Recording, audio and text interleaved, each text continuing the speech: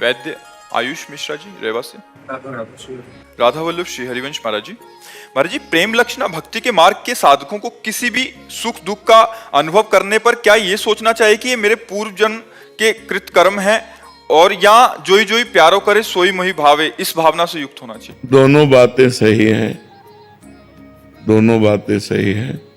पूर्व के कर्म के अनुसार ही विधान बनता है, ये शास्त्रीय सिद्धांत है। और भक्ति का सिद्धांत है कि भगवान के विधान के द्वारा हमें सुख और दुख देखना पड़ता है। हमारे भगवान हमको मजबूत करना चाहते हैं। दुख उष्णता ताप पैदा करता है ना, हृदय जलता है ना, और सुख शीतलता प्रदान करता है, ठंडा हृदय। तो ऐसे कांच में कंकड़ मारो, देखो कांच टूट जाएगा, लेकिन उसे गरम ठंडा गरम ठंडा गरम ठंडा करते करते बुलेट प्रूफ बना दिया जाता है, नहीं बन जाता? गोली मारो तो नहीं टूटेगा। ऐसे ही हमारे हृदय को भगवान मजबूत बनाना चाहते हैं, हमको बलवान बनाना चाहते हैं। तो हमें कभी विपत्ति कभी सुख, कभी विपत्ति कभी सुख, ऐसे दे देकर हमारे हृदय को विपत्ति सुख दोनों के ऊपर पहुंचा देते हैं कि ना विपत्ति का प्रभाव पड़े और न सुख का प्रभाव पड़े। बड़े बड़े भक्तों के जीवन में देखो किस प्रकार के दुख आए हैं, बड़ी बड़ी विपत्तियां आई हैं, लेकिन भगवान के आश्रय से और भगवान के भजन के बल से वो विपत्तियों से पार हो गए हैं। तो दोनों सिद्धांत ठीक हैं। जो हमारा पूर्व का पाप कर्म है वही हमको भोगना पड़ रहा है, ये भी सिद्धांत ठीक है। और हमारे भगवान जो विधान कर रहे हैं वो हमें भोगना पड़ रहा है, ये भी विधान ठीक है। जोई जोई प्यारो करे सोई मोहि भावे। भक्ति में प्रधानता तो इसी की रहती। भक्त दुख में विपत्ति में कृपा का अनुभव करता है, सुख में संपत्ति में दया का अनुभव करता है। जब सुख संपत्ति मिलती है तो भगवान दुलार कर रहे हैं, और जब दुख विपत्ति मिलती है तो भगवान हमें मजबूत कर रहे हैं। तो वो कभी भगवान में दोष दर्शन नहीं करता, भगवान के विधान को मंगल मान करके सहता है। सहत सहत बाढ़े भगत गृह तनु गुरु हितगार। जो जितना सहनशील होता है उतने उसकी भक्ति बढ़ती चली जाती है। तो भगवान हम कमजोर लोगों को मजबूत बना रहे हैं, हमें परिपक्व कर रहे हैं, अपने प्रेम रस के पान करने के योग्य हृदय बना रहे हैं। हमें ऐसी भावना करनी चाहिए। है बड़ा कठिन नहीं, अनुकूलता तो अच्छा लगता है, लेकिन प्रतिकूलता में भगवान की कृपा है, हृदय कांप जाता है। नहीं कांप जाता? प्रतिकूलता की संभावना मात्र से हृदय कांप जाता है कि नहीं कांप जाता? फिर प्रतिकूलता में भगवान की कृपा देखना, ऐसा नहीं कि आरोपित करना कि अरे कृपा ही है, ऐसा। वो देख रहा है कि ये जरूरी था, अगर ये ना होता तो हमारी ये उन्नति आध्यात्मिक ना होती। जो आंतरिक आध्यात्मिक उन्नति होती है वो तभी होती है जब संसार का राग नष्ट हो जाए, और संसार का राग तभी नष्ट होता है जब प्रतिकूलता मिले। जैसे हम आपसे बहुत प्यार कर रहे हैं और आप हमारे साथ प्रतिकूल व्यवहार करें तो जो हमारा राग वो नष्ट हो जाएगा। तो हमारा वस्तु में, व्यक्ति में, स्थान में ये राग होता है। तो भगवान कृपा करके प्रतिकूलता और विपत्ति और संकट देकर के हमको संसार के राग से ऊपर उठाते हैं, तब वो राग भगवान की तरफ बढ़ता है। उसी राग को अनुराग कहते हैं, प्रेम कहते हैं। जो हमारा प्रेम बटा हुआ है वो तभी समिटता है जब भगवान कृपा करते हैं। जो स्थान दृश्य जहां जो वो सब चिपक जाता है मन हमारा, और भगवान कृपा करते हैं कि कहीं मन चिपके ना, मेरे चरणों में आए। तो सब जगह से विपत्ति प्रतिकूलता, कोई अपनापन नहीं, तो वो भागता है भगवान की तरफ कि कोई तो अपना होना चाहिए। तो लगता है भगवान के सिवा हमारा कोई नहीं है, और वास्तविक भगवान के सिवा कोई नहीं है। सब स्वार्थ के बंदे हैं, स्वार्थ नहीं पूर्ति होने वाली तो तुम्हें पहचानेगा नहीं सगा भाई भी, और स्वार्थ की पूर्ति हो रही तो सब कोई पहचान लेगा। स्वार्थ की पूर्ति में ही संसार प्रेम मानता है, और भगवान निस्वार्थ प्रेम करते हैं। भगवान ने ही हमको सब कुछ दिया, हम उनको क्या देंगे? हमें जीवन धन खान पान जो भी भगवान ने ही तो दिया है, हम उनको क्या दे सकते हैं?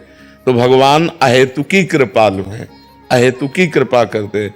पर कभी कभी कृपा का इतना भयानक रूप होता है कि सह पाना बहुत कठिन होता है। वो भगवान ही सहा दे, नहीं इतना भयानक रूप कृपा का आता है, लगता है अब तो नष्ट हो गया, अब तो मर गए, अब तो क्या। पर वास्तविक वो कृपा होती है, पर भयानक रूप में कृपा आती है। जैसे मानो प्रहलाद जी के ऊपर कृपा है, अब कितना कष्ट दिया हिरण्यकश्यप ने, तो अगर कष्ट न दिया होता तो भगवान की महिमा कैसे प्रकाशित होती, प्रहलाद जी का भक्तराज पद कैसे होता। पर वो सब कृपा है, पर इतनी भयानक कृपा थी कि जिसको सुन पाना कठिन लगता है, सह पाना तो बहुत कठिन। विष पिलाया गया, सांपों से डसवाया गया, पर्वत के नीचे दबाया गया, जल में डुबाया गया, आग में जलाया गया, तलवार से काटने का प्रयास, क्या क्या हाथी से कुचलाया गया, कृत्या उत्पन्न करवाई, मारण का प्रयोग किया गया, लेकिन बाल बांका नहीं हुआ। भगवान के भरोसे सब बच गए। तभी उनको हम पहली श्रेणी में, भक्तों की जब नामावली गाते हैं तो पहली श्रेणी में भक्तराज प्रहलाद, नारद, पराशर, पुंडरीक, व्यास, अम्बरीश, शुक, शौनक, भीष्म, दाल, तो सबसे पहले किसका आया? प्रहलाद जी का, क्योंकि सबसे ज्यादा विपत्ति किसको मिली? प्रहलाद जी की, और कम अवस्था प्रहलाद जी की, 5 वर्ष के बालक, कितना कष्ट। तो भगवान के मार्ग में हमको जो विपत्तियां, संकट मिलते हैं, सही पूछो वो कृपा है, पर वो कड़वी कृपा है, कड़वी कृपा है, वो अच्छा नहीं लगता किसी को, पर भक्त को कृपा का अनुभव होता है। प्रतिकूलता बहुत बड़ी कृपा है, पर वो समझ में नहीं आती, वो बड़ी भयावह होती है, इसको समझना कठिन है।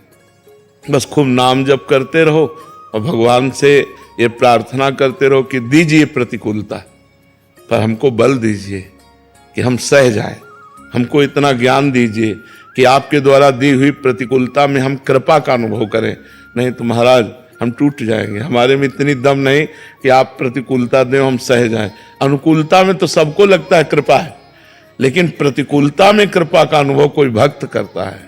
जी प्राची जी, महाराज जी, जब लोग मेरे साथ गलत करते हैं तो मैं अपने मन को यह कहकर शांत कर देती हूँ कि एक दिन ईश्वर न्याय करेंगे, बट फिर कुछ दिन बाद फिर से मन अशांत हो जाता है। महाराज जी, वो स्थायी वैसे मतलब अब ये बात पचे ना पचे, लेकिन सच्ची बात बताएं, हमारे साथ गलत तभी होता है जब हमने गलत किया हुआ होता है। आज गलत किया हो या कल गलत किया हो, नहीं, कोई गलत नहीं कर सकता। हम ये हृदय की बात कहते हैं, इसीलिए पहले कहा पचे ना पचे आपको, कि हो सकता है कि आपको आज लग रहा हो कि मैं गलत नहीं हूं, लेकिन कल हमसे जो गलती हुई है उसका परिणाम हमें आज भोगना पड़ेगा। जैसे दोनों किडनी फेल है, डायलिसिस हो रहा है और बचपन से भजन मार्ग में है, तो कल हमसे पाप हुआ ना, कल हमसे गलती हुई, आज उसका हम भोग रहे हैं। तो अगर हम थोड़ा विवेक जागरण करें अपने अंदर और प्राप्त दुख को अपने द्वारा किए हुए कर्म का ही माने कि कोई न कोई हमारे द्वारा कर्म हुआ होगा, उसका फल हमें भोगने को मिल रहा है, तो हम आनंद पूर्वक दुख भोग सकते हैं। और अगर हम किसी व्यक्ति को मानेंगे कि ये व्यक्ति दुख दे रहा है तो थोड़ी देर समन कर सकते हैं, फिर उसके लिए हमारा मन बुरा सोचने लगेगा, और ऐसा सोचना अपना पतन कर लेना है। हम किसी का बुरा सोचते हैं तो उसका बुरा होगा कि नहीं, हमारा तो अभी से बुरा शुरू हो गया, क्योंकि हमारी अंतःकरण में जो मलिनता आई वो मलिनता बढ़ती चली जाएगी।